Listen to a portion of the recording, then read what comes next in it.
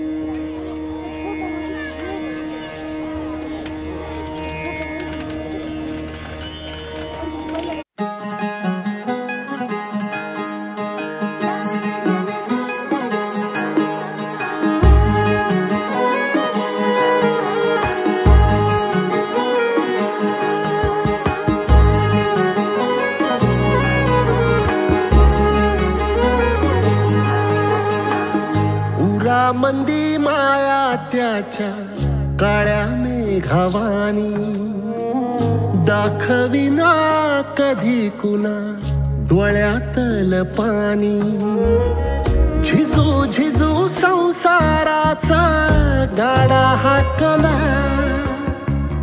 वटा मंदी हासू जरी कनावाकला घडी भर तू थांब जरा ऐक त्याची धापर लई अवघड हाय गाड्या उमगाया बापर उमगाया बापर लई अवघड हाय गाड्या उमगाया बापर उमगाया बापर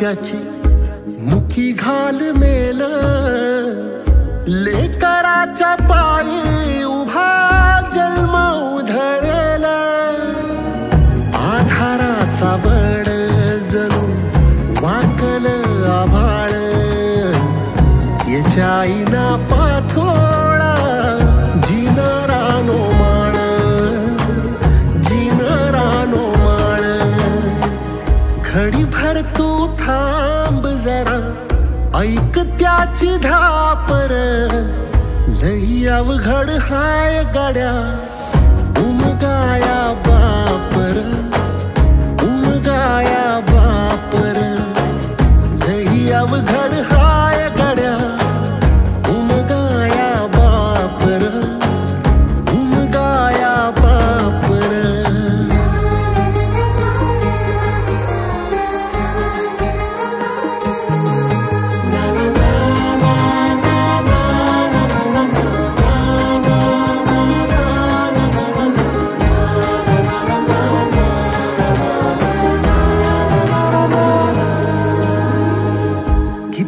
जरी लावल तू आभाळाला हात चिंता तुझी मुक्कामाला त्याच्या काळ जात वाचतेच्या डोळ्यातली कधी कासावेशी तुझ्या पायी राबान हाय त्याची खुशीर हाय त्याची खुशी घडी भर तू थांब जरा ऐक त्याची धापर लई अवघड हाय गड्या उमगाया बापर उमगाया बापर लई अवघड हाय गड्या उमगाया बापर उमगाया बापर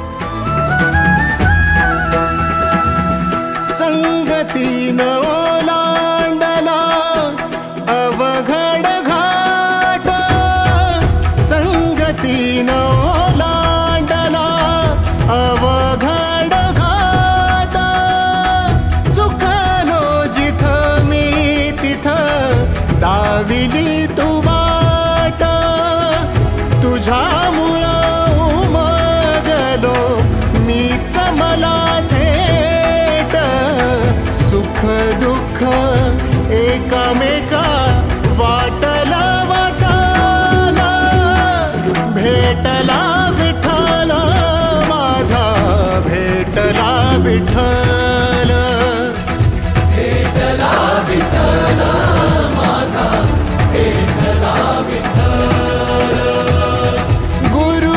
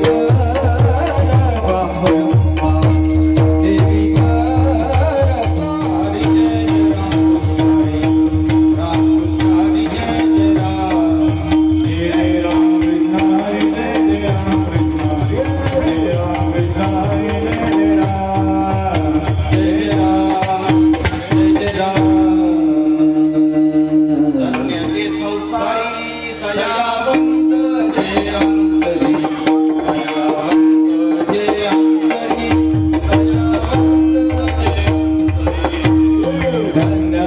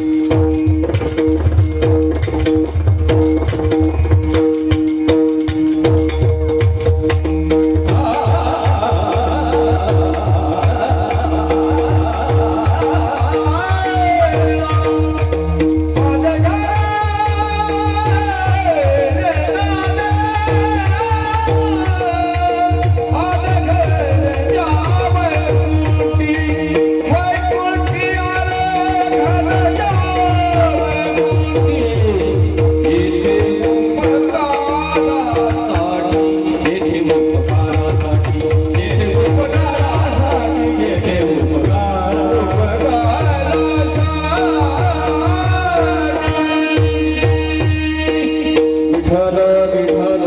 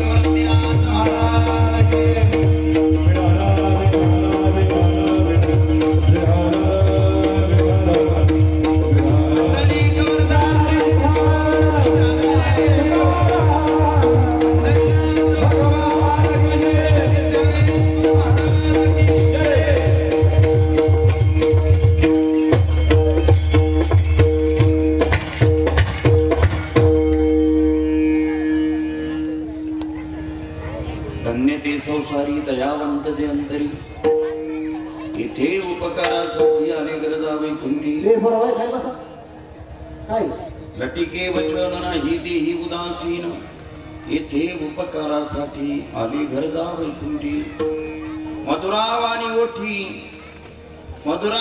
ओठी तुका म्हणे वागू पोटी इथे उपकारासाठी आले गरजा वैकुंठी विठ्ठल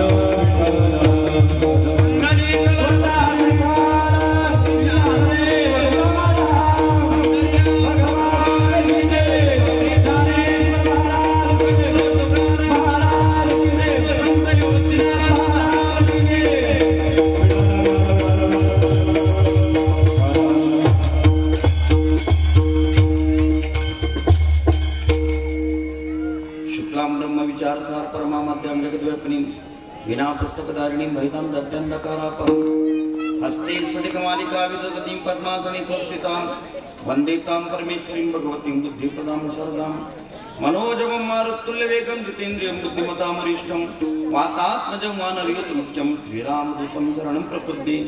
हे कृष्ण करुणा सिन्धो दीनबन्धो जगत्पते गोपेश गोपिकाकान्तं राधाकान्तं नमस्तुते। पंढरीच्या देवराया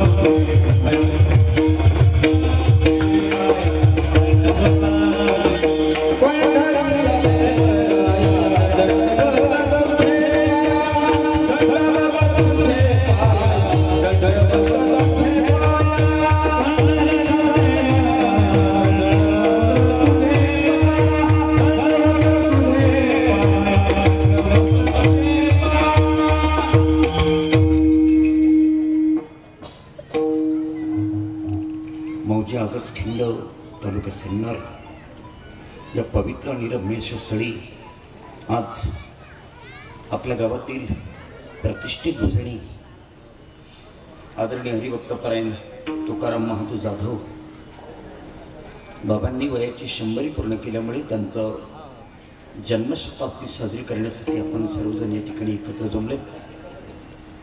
त्यांचे सुपुत्र आदरणीय श्री गेनू तुकाराम जाधव आणि श्री गोविंद तुकाराम जाधव या दोघींच्या माध्यमातून आपल्याला या ठिकाणी येण्याचा योग आला आणि कीर्तनाची सेवा करण्याचं परम सौभाग्य त्यांच्यामुळे प्राप्त झालं. आमचे परममित्र आदरणीय हरिभक्तपरायण पंढरनाथजी महाराज सहाणे यांच्या निमंत्रणावरून तुम्हा सज्जन भाविकांच्या दर्शनाचा योग मला प्राप्त झाला.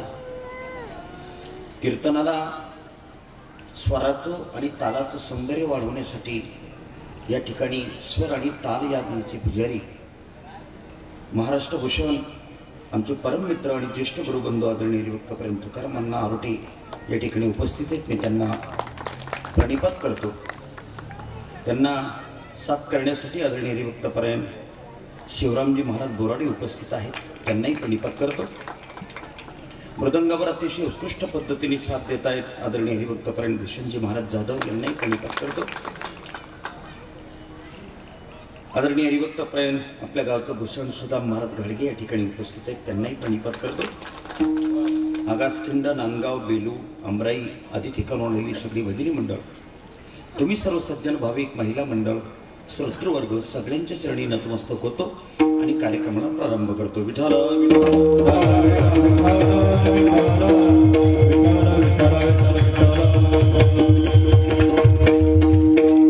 आता 1 तासभर तुम्ही कीर्तनाचा आनंद घेणार आहात.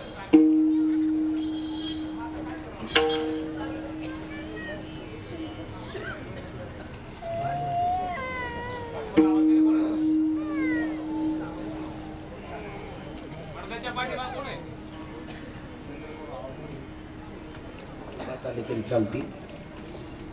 लोक कीर्तन ऐकायला आले तर आपल्या नातवाचं कौतुक बघायला नाही, एवढं लक्षात ठेवा. त्यामुळे आपापली लेकर सांभाळा. बसा ताई, बसा खाली, बसा बसा खाली. भाऊ तुम्ही बसून घेता का?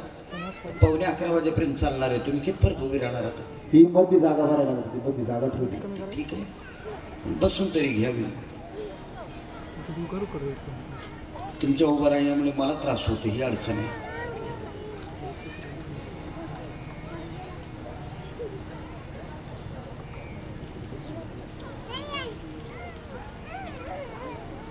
विठाला विठाला विठाला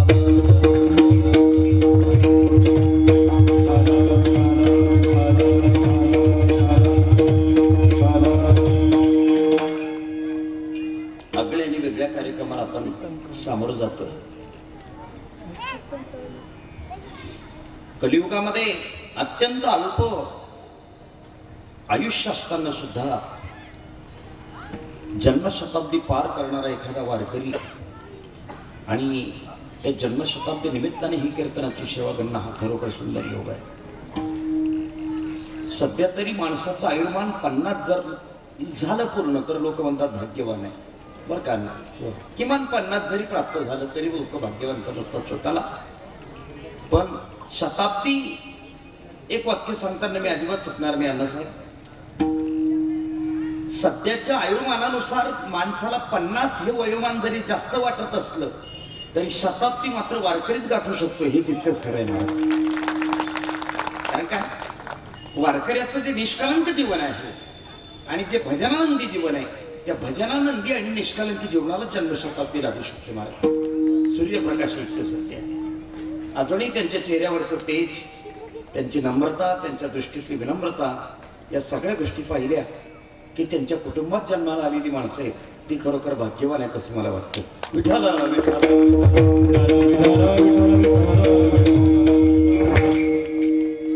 कधी कधी परंपरेला वारसा असतो आणि कधी कधी वारशाला परंपरा असते महाराज.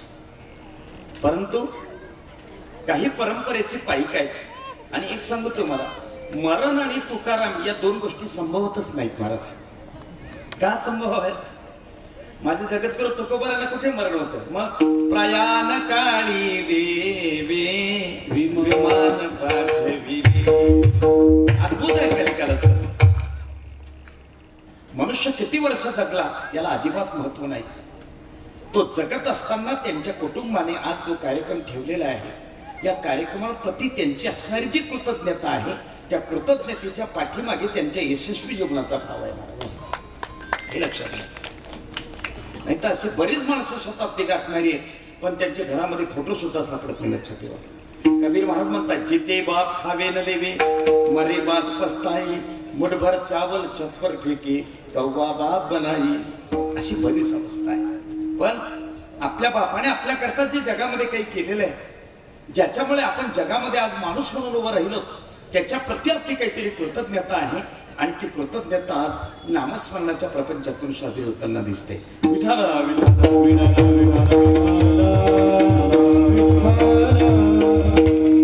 ऐकत्रा जगद्गुरु तुकोबर यांचा अभंग आहे. तुकोबर प्रस्तुतच्या अभंगातून एका यशस्वी संसारिकाचं जीवन कशा पद्धतीने धन्य होतं आणि ते धन्य करण्यासाठी त्या साधकाला आपल्या आयुष्यात काय काय गोष्टी कराव्या लागतात, या सगळ्या गोष्टींचं वर्णन जगद्गुरु तुकोबर विस्तृतपणे मांडता येईल. तसा धन्य शब्दच मोठा कठीण आहे महाराज. धन्य शब्द कुठेही वापरता येतच नाही महाराज. बाबा, तुम्हाला एक प्रश्न विचारतो, एखाद्याचं घर पेटवून देणं चांगली गोष्ट आहे का वाईट आहे? बरोबर आहे. हे बाळा, सोडून दे ना त्याला, ए खेळू दे त्याला, नको दाबू त्याला, सोड त्याला, सोड त्याला, सोड मोकळं.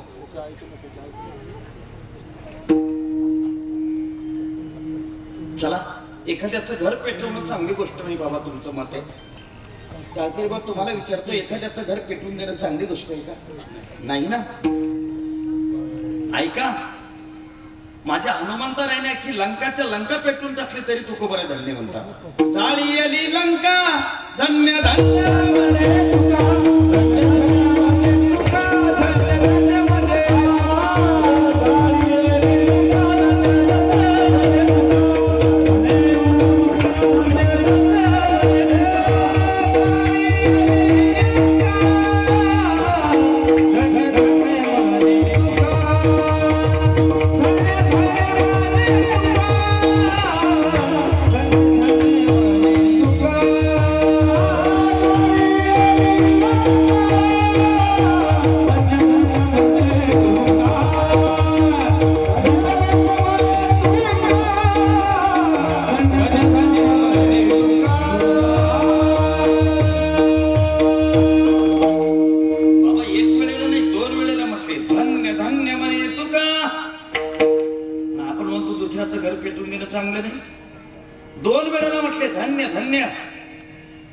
कसं सूत्र बसतंय.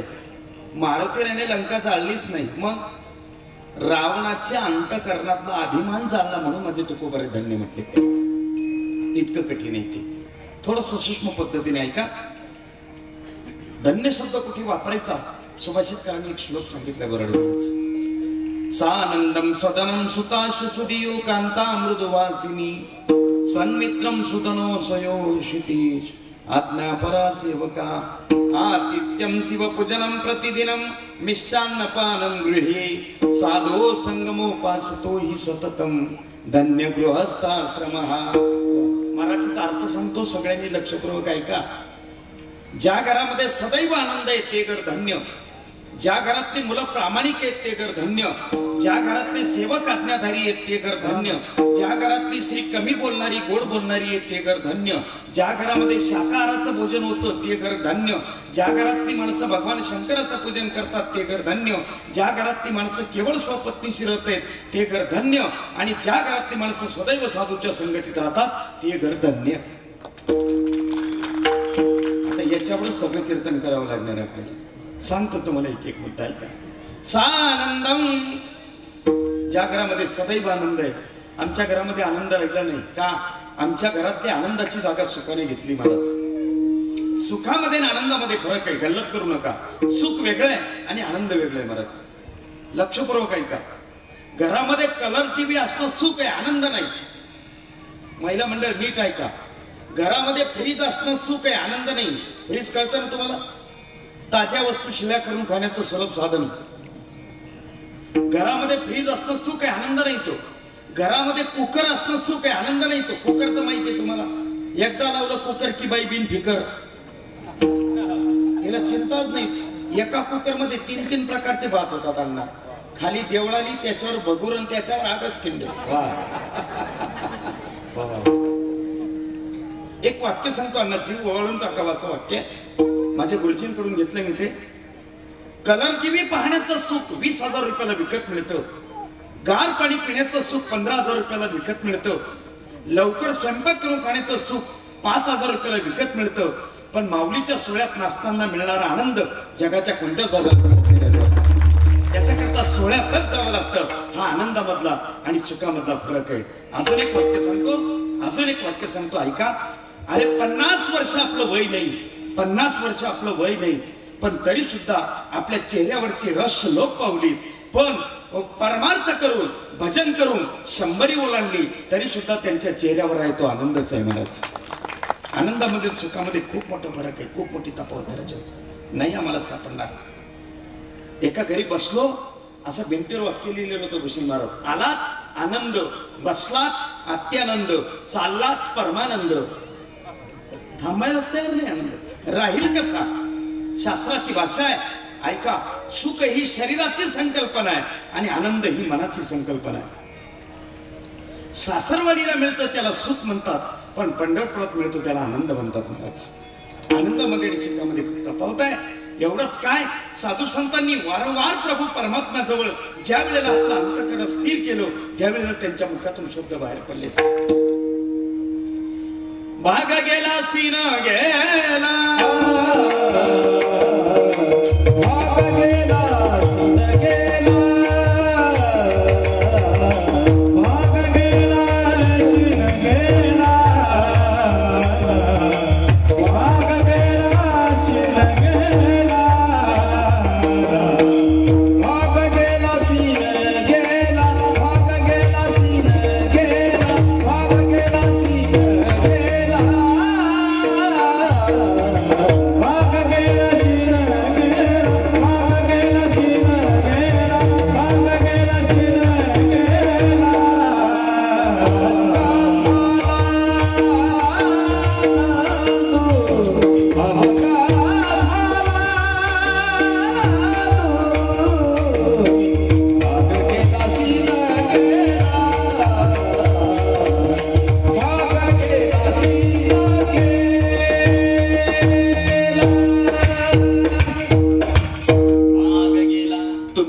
सीबीएसई पॅटर्नला टाका, माझा अजिबात दुमत नाही. पण संध्याकाळी घरी परत आल्यावर तुळशी समोर दिवा लावून राम रक्षा म्हणावी लागते हे त्यांना जरूर शिकवा मित्र. सुसंस्कृत आणि प्रामाणिक संतती ही जीवनातली सगळ्यात मोठी संपत्ती लक्षात ठेवा. नंबर 3, ज्या घरामध्ये सेवक आज्ञाधारी आहेत ते घर धन्य मिळत नाहीत सध्या. आमची महाराष्ट्रीयन संस्कृतीच मुळात सेवकांच्या जीवावर उभी आहे. महाराज मला 5वीला असताना एक कविता होती महाराज. खबरदार जर टाच मारुनी,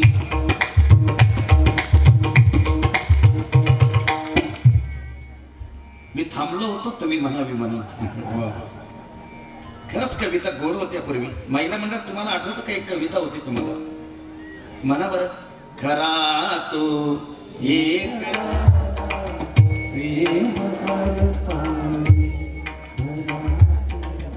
येत नाही का? तुम्ही म्हणत नाही काय म्हणत? तुमचा आवाज नाही निघत ना. घरामध्ये 7-7 फुटी माणसं तुमच्या समोर बोलत नाही आणि तुम्ही इथे काहीच बोलत नाही. नवल आहे. कविता अशी होती ती म्हणताना तुम्ही कशी म्हटली आता ती बघा, यांनी कशी म्हटली अण्णा ऐका. खबरदार जर टाच मारुनी झालं पुढे चिंदड्या, उडविन रागी रागी एवढ्या उडविन. व्याकरणिक दृष्ट्या ती चुकीची आहे. व्याकरणिक दृष्ट्या ती अशी नाही म्हणावी लागत महाराज. म्हणताना ती अशी म्हणावी लागते. खबरदार जर टाच मारुनी चाल पुढे चिंदड्या उडविन रागी रागी एवढ्या. तरच अर्थ लागतो कवितेचा. मराठी भाषेसारखी कठीण भाषाच नाही यांना. सगळ्या भाषेचा नाद करायचा, फक्त मराठी भाषेचा नाद करायचा नाही. एक मनुष्य संध्याकाळी घरातून बाहेर निघाला. त्याने आपल्या बायकोला सांगितलं मी बाहेर फिरायला चाललो, येताना काही घेऊन येऊ का? तिने सांगितलं काहीच आणू नका, फक्त तुम्ही घेऊन येऊ नका. नाही कळलं तर जेवायला बसा तुम्ही आता. इतकी मराठी भाषा. मराठी भाषेचा नादच नाही करायचा.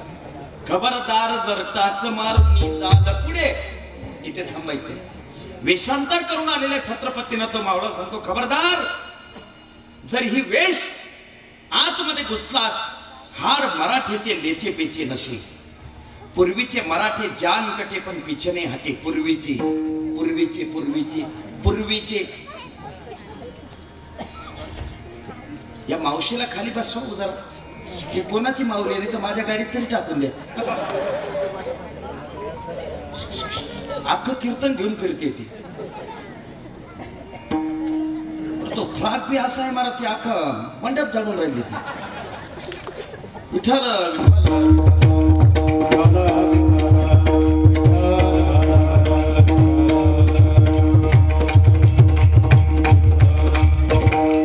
काय होतं अण्णा, मला लहान पोरं अजिबात आवडत नाही. कारण मी मास्तर माणूस आहे.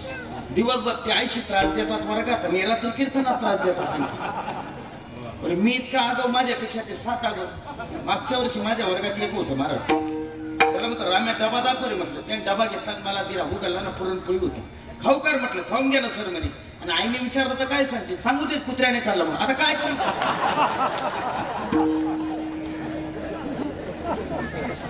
आता हे साहेब आले बरं काही हे बस वाटतं का पोरं बी बोलते येतो तुमच्या गावात. हे पाहिजे 2 आल्या. विठ्ठल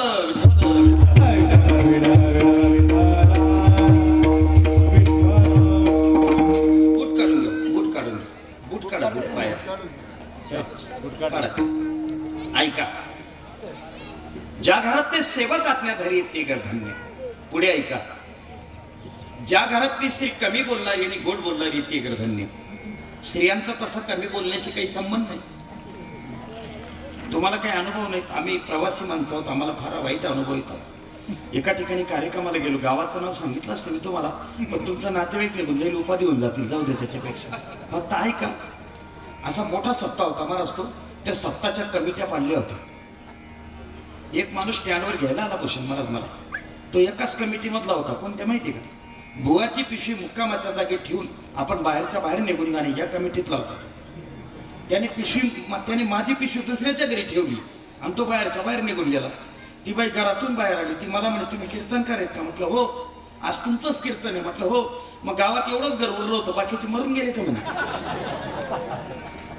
अण्णा तुम्ही विश्वास पण करणार नाहीत बायका एवढ्या बोलू शकतात. घडलेला प्रसंग सांगतो. आणि मी एकच विचार केला अण्णा, तुम्हाला आवडेल बघा. मी असा विचार केला 365 दिवसांमध्ये कमीत कमी 200 दिवस आपण लोकांच्या दारात जातो. हा तोच समाज आहे स्वतःच्या जावयाची पण व्यवस्था करत नाही एवढी कीर्तनकाराची व्यवस्था करतो महाराज. तोच समाज आहे. गादीवरचं बेडशीट जावयाला तरी बदलणार रे, पण कीर्तनकार आल्यावर बदलतो महाराज. आणि मोठी मोठी माणसं महाराज, मोठी मोठी माणसं. आम्ही आता उतरलो पंढरी महाराज. तुम्ही कुठे व्यवस्था केली होती आमची बाबांच्या घरी. एवढा मोठा माणूस पण वय इतकं झालेलं हालतोय काठी घेऊन, पण तरी सुद्धा आम्हाला घ्यायला पुढेपर्यंत येतो. लाज वाटते महाराज, लाज वाटते. एवढी मोठी मोठी माणसं पण आपल्या जवळ येतात आणि एवढ्या प्रेमाने आपली सेवा करतात. एखाद्या गावाला चहा नाही मिळाला, पाणी नाही मिळालं तर आपण काय मरून थोडे जाणार होते एका दिवसाने. पण आपल्यामुळे गावात उत्कृष्ट नको. मी एकच केलं महाराज. माझी पिशवी उचलली आणि सप्ताहाच्या जागेवर येऊन बसतो. माझं काही चुकलं का. 8:30 वाजता एक टाळकरी ओळखीचा निघाला. तो म्हणे महाराज केव्हा आले. म्हटलं 5 वाजेपासून. मग इथे का बरं बसले. म्हटलं मग अहो तुमची व्यवस्था केली म्हणे. म्हटलं चल आता मला वाटतं दुसऱ्या घरी घेऊन जाईल. म्हटलं तो मला त्याच घरी घेऊन गेला तो. आणखी मी तर बाहेरच उभा राहिलो. दुर्गे दुर्घटवारी तुझे संसारी. त्या माणसाने बाहेरून आवाज दिला. ताई म्हणे काय महाराज आले होते ना. आला होता पण ते जरा फिरेल दिसलं म्हणे. म्हणजे मी किती बोलतो. ऐकत राहा. डोक्यावर पदर आता नका घेऊ. आता राहू दे, नंतर घ्या. डोक्यावर पदर, सासू सासऱ्यांची कदर, आलेल्या अतिथीचा आदर, पती सेवेला सादर. That is Indian mother. पालक. तुम्हाला मी संस्कृती मोठी करा असं म्हणणार नाही. ज्यांनी ती मोठी करून आणली तेवढी जपत राहा फक्त बस. विठाला विठाला.